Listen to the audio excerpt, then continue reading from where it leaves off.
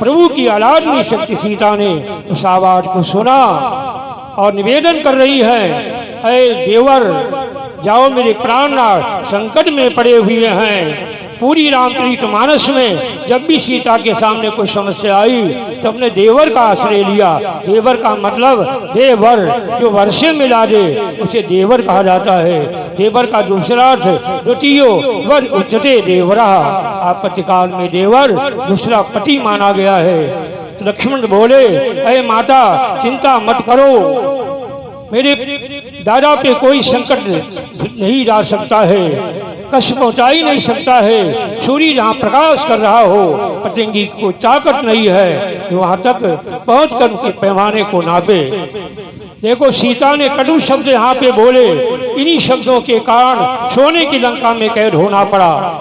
अगर महाभारत में द्रौपदी ने अब शब्द बोला होता तो महाभारत नहीं होता, 18 अक्षोरी सेना नहीं मरती, देश गुलाम नहीं होता और बड़शंकर औलादे पैदा नहीं होती। केवल बाड़ी के दुरुपयोग का ये परिणाम था।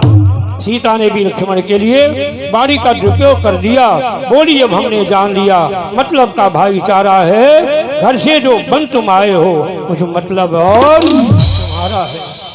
इन बातों को सुनकर लक्ष्मण के पैरों के नीचे की जमीन फिसल गई और भैया तो ज्यादा भक्ति तो देखो, ज्ञान तो ब्रह्म चला गया, वैराग्य भी जा रहा है, भक्ति अकेली रह जाएगी। लक्ष्मण राज जी ने उसी समय, माँ तुमने जो शब्दों का प्रयोग किया है ये अतीत काल के लिए शब्द याद रहेंगे और मेरे जो आंसू निकल रहे हैं इसका तुम्हें खामियाजा भोगना होगा। और धनुष लेकर माँ बैठी थी, चारों तरफ एक रेखा खींच दी और कहा, माँ मैं जा रहा हूँ तुम्हारी आज्ञा से उद्धार करके, इस रेखा का उल्लंघन मत करना और इस रेखा को पार करके कोई भी संसार का दरिंदा, कोई भी राक्षस आने का प्रयास करेगा, आन लखन देवर की उसे तुरंत भस्म हो जाए। आज उस रेखा का विदेश में निषेध हो रहा है, आज मुझे मालूम हो जाए तो अपने देश के चारों ओर खींच दें, शत्रु का भय न रह जाए। क्या रेखा में शक्ति थी, आज भी पता नहीं विज्ञान वालों ने लगा पाया।